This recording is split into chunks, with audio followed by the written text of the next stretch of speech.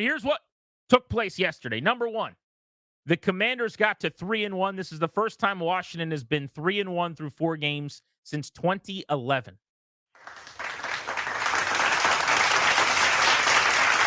Now, that was a Rex Grossman-led Commanders team, by the way, okay? That was a known week 3-1 based on schedule, some good fortune. I was on that beat. I remember this like it was yesterday. A couple of weeks after that, in fact, Grossman got benched for John Beck. That's how good that team was. They were 3-1, but it was fool's gold. This feels different because when you're 3-1 based on quarterback play, when you're 3-1 with an offense that can score, when you're 3-1 and you've got a rookie under center who looks to be your future, a little different than the journeyman veteran who's not playing that well as you're squeaking out victories. But you got to go back 13 years. This is something that should happen every couple of years, whether you're good or not. You get a schedule that's favorable. You play okay in the first month. Whether you're good or not, you stub your toe into 3-1 every now and then. Not here. Not where you haven't won 11 games since 1991. Not where you haven't won a playoff game in 19 years. But Washington is 3-1. The Commanders have scored 30 or more points in consecutive games now. They had not done that since weeks 10 and 11 in 2017. Our guest today at 5 o'clock, Jay Gruden, was the head coach then calling plays for Kirk Cousins. That's how long it's been since this team went back-to-back scoring 30 points. Studio audience, they get it. They're very excited. First time that Washington has scored 30-plus points in consecutive games and won both of those games since weeks 16 and 17 of 2015 when Gruden, Cousins, and Washington clinched the division. You're going back 9 years ago to find the last time the offense was able to put up points like this and wins. Oh, this one was fun. This might have been my favorite stat from yesterday in terms of what this offense is doing and how much they're cooking right now in the lab. Cliff Kingsbury, listen up. You handsome, sharp-jawed, well-manicured, bearded, play-calling savant. The last time Washington scored at least 38 points in consecutive games, Monday into Sunday, they did that, Bengals-Cardinals. Weeks 11 and 12 of the 1991 season, one of the greatest teams of all time, one of the greatest offenses of all time, on their way to a Super Bowl.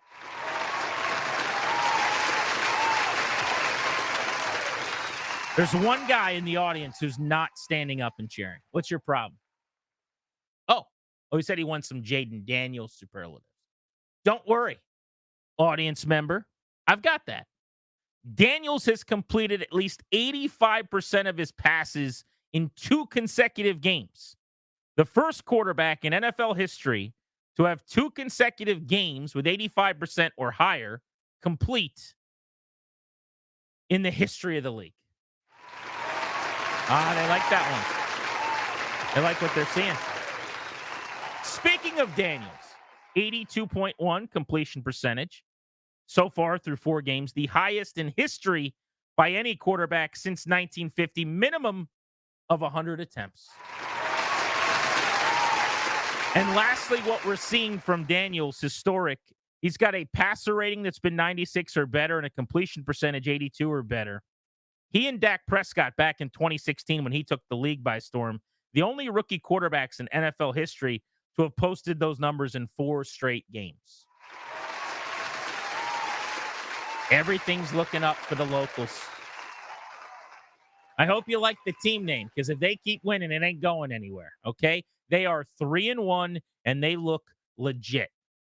But yesterday, to me, was about their clinical offensive display again. They went 9 of 12 on third down. Couple of reasons for that. Number one, they stay ahead of the sticks. They have great success on first down. They're a good second down team. They run the ball really, really well. When Daniels keeps the football and scrambles, he steals a couple of yards. They're often in 3rd and 2, 3rd and 4, very manageable down and distances. 9 of 12 on third down, just backbreaking to a defense. They racked up 450 yards, 6.7 yards per play yesterday. They did punt. That's bad, okay? They had not punted in 2 straight games. We don't believe in punting around here. We find punting to be Unacceptable. We demand perfection from our team in the nation's capital. We don't believe in punting. Tressway's a holder. He's not a punter. 1 punt in 3 weeks now, by the way. In fact, the crazy, crazy stat on how often they've been scoring as opposed to punting. Jaden Daniels on the season has fewer incompletions than they have scoring drives. Oh, thank you, studio audience. Are they going to do that for all the stats all day? I mean, they can. I understand. They're happy. But seriously, think about that for a second.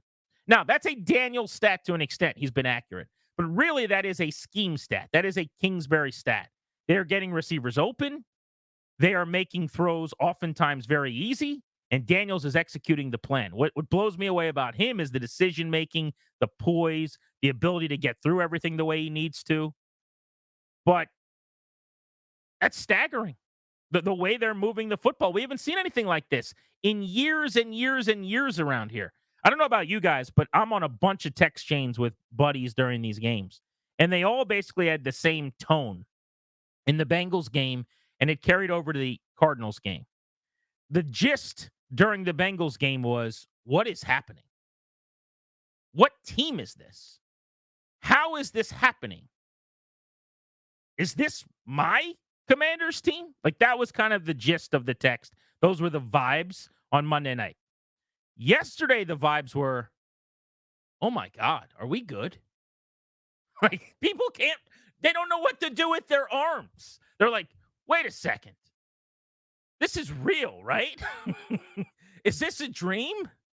Nobody knows what to do because we've never seen it. Your boy is 36, got a few kids, got a mortgage, got cars in the driveway that I pay for. They have not moved the ball like this and been an offensive juggernaut like this since I was in diapers. It doesn't happen around here. It is right now. And what's amazing is, while there's going to be ebbs and flows, it'll get more complicated and more difficult to move the football. You're not always going to be ahead of the chains. The longer you do something, the more it becomes what you are and just what you do. It becomes the expectation. So last week I sat here and I told you guys, it's going to be really hard to replicate the Bengals game. And I still believe they're not going to have another one like that.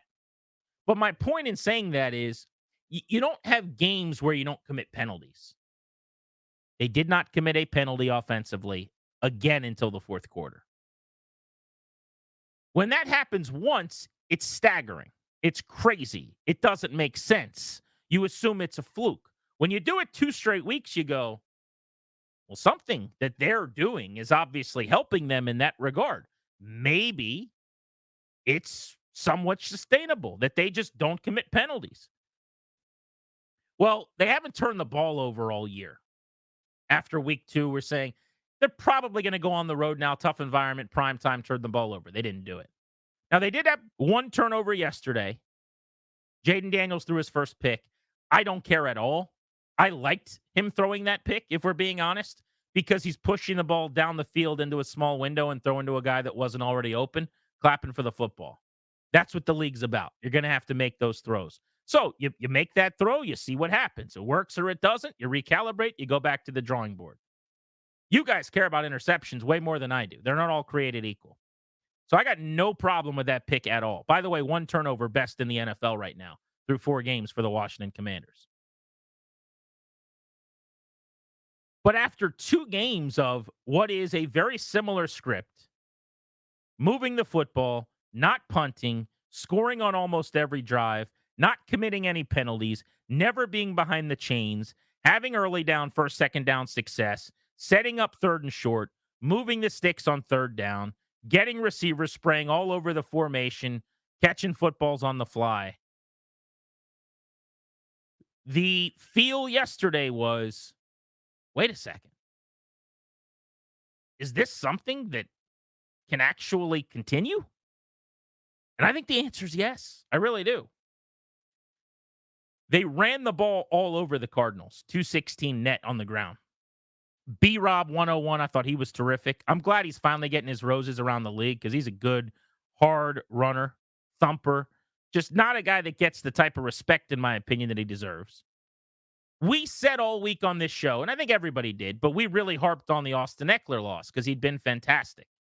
I thought it would be a huge loss for Washington not have Eckler because of how good he'd been as a pass catcher, number one, in pass protection, second, and as a rusher, third. You know what good teams do? They tell Austin Eckler, heal up. We'll see you next week. And they call on some guy who's not as good, and that guy has a great game. And that's what Washington did. Jeremy McNichols, go have a day. 6 carries, 68 yards, 8.5 a pop. Had a 27-yard touchdown that was perfectly blocked. Barely got touched.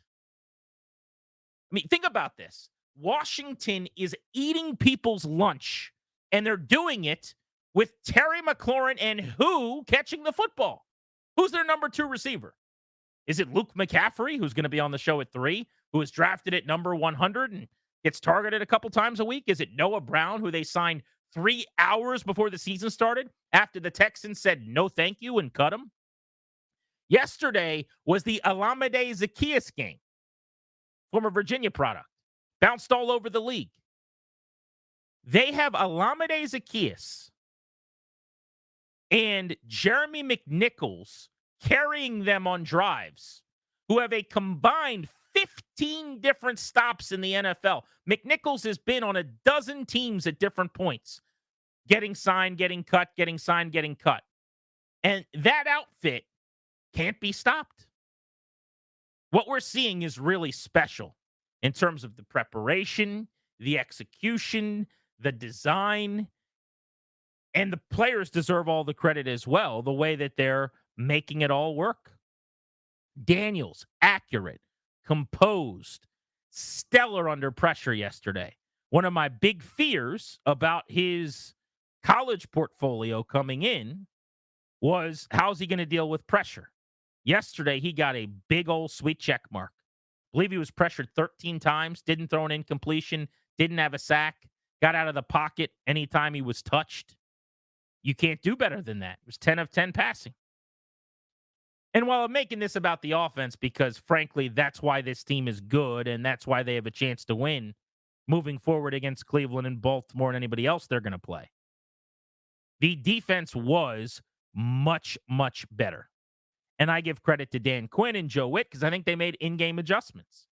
Lest we forget, Arizona returns the opening kick to the 40. They're 1st and 10. They go on a 55-yard drive like they were throwing against air. They walk right down the field. They take a 7-0 lead. Same thing happened against the Bengals, by the way. You're on the road. Now, the Bengals environment was way more hostile and difficult to play in because it actually looked like that was a home game in Phoenix based on what I could see on TV. But the offense takes the field already down 7-0, and they go right down the field and tie the game. Carbon copy. The difference this time was instead of just being worked the rest of the game by Burrow and Chase and Higgins and Zach Moss, the defense bowed up. They actually got back-to-back 3-and-outs at one point. They generated their second takeaway of the season, for goodness sake. I thought Frankie Louvu was a complete monster, just an animal. What a performance. Only had 7 tackles, had a half sack, forced fumble, but he flew all over the place, just going on missions where he was blowing up blockers, taking people on so that his teammates could make plays in the backfield. Louvu was phenomenal. This was the game I envisioned when they signed him. The rookie showed out. Daniels, really good. Brandon Coleman played half the snaps. I thought he was sensational at tackle. McCaffrey was going to join us coming up in 40 minutes. Big catch when he was called upon. Sinnott, some huge blocks. What's not to like? The good guys are 3-1. They've got a rookie quarterback on a rookie contract who looks like a baller. And maybe the most fun part of the whole thing, they have one of the most dynamic, prolific, exotic, efficient offenses in football for the first time since when? Everyone goes back to 12. Yes, they were number 1 in yards per play. Their offense didn't function like this, really, at any point in 12, if we're being honest. They're number 1 in completing passes, number 3 in yards per pass attempt. They're the best third down team in the league. They're number 3 in rushing. They're number 2nd in scoring. Number 2nd? I don't think it works that way. They're number 1 in points per drive. They're number 5 in overall yards per game. They're 4th in yards per play. They're 2nd in being the hardest team to force 3 and out in the entire. As I said, the one turnover is the lowest rate in the league. Their EPA offensively per play, first. What a blast to watch. This has been amazing. This is the team that you guys normally hate watch. The team that you have to watch. It's an obligation. You don't have to watch them right now. We get to watch them right now. It's fun again.